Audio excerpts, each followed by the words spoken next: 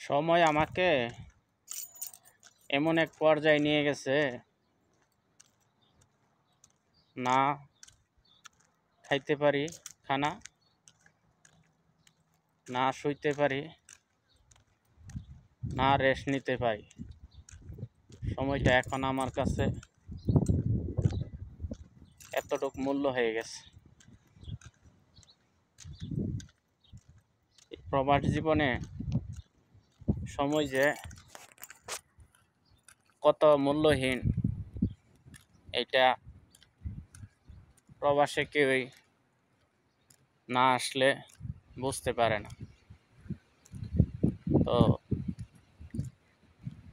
আসলে প্রবাস যে আমরা অনেকে মনে করি যে কত সুখের,